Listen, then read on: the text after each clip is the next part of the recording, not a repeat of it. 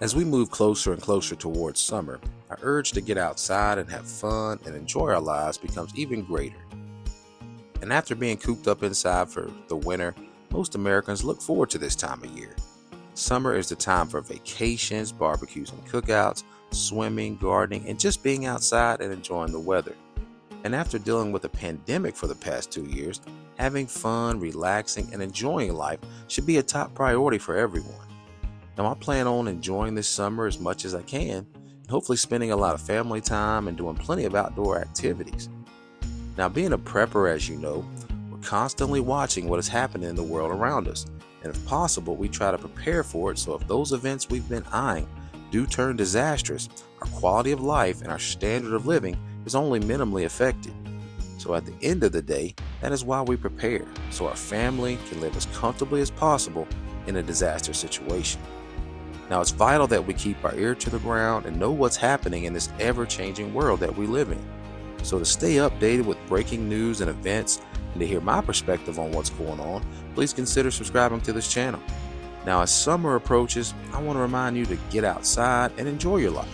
You see, it can't all be doom and gloom. It is very important to have the right balance. So please make sure that while you're prepping and continue to prepare, it's equally important to have fun and enjoy your life. But I do want to bring to your attention a possible situation that could affect us here in the months ahead. Now, I'm talking about a power failure, and I'm talking about rolling blackouts in parts of the U.S. You see, a lot of our power generation here in the U.S. still involves using and burning fossil fuels to generate electricity. And power generation companies, even though they do use cleaner technology such as wind, solar, and hydroelectric, unfortunately, those methods alone just don't produce enough electricity to keep the lights on. Now, with a severe drought affecting much of the West and Midwest right now, the water for generating hydroelectric is just in limited supply. It's just simply not enough. Also, most of the oil and gas suppliers, they haven't increased their oil production to meet this new current demand. And they haven't invested in any new drilling projects or new infrastructure. And really, you can't blame them right now because the economic situation, as we all know here in America, continues to look sketchy at best.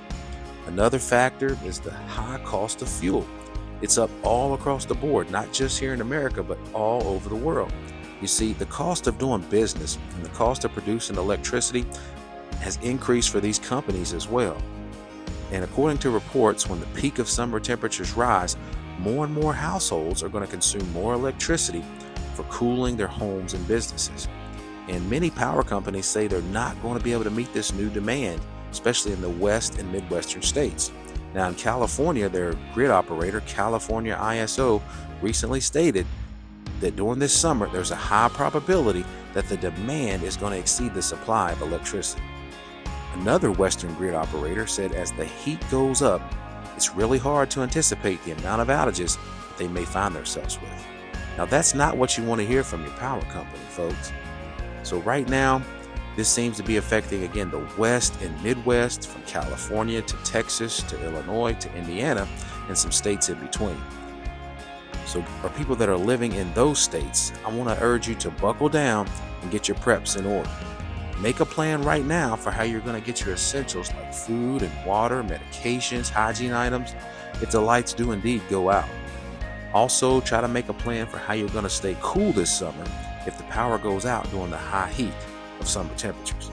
Now, for everyone else living on the East Coast and some southern states and northern states, even though this may not affect you directly, you need to continue to be prepared and continue to be vigilant with everything else that's going on in the world. Remember that a possible diesel shortage is looming on the horizon, and if that does indeed happen, the consequences could be catastrophic, folks. Also, remember that there could be a possible cyber attack, or who knows, on our electrical grid, as well as storms such as tornadoes, hurricanes, or any other kind of natural disasters. So if the lights do indeed go out, you want to be prepared as best as possible.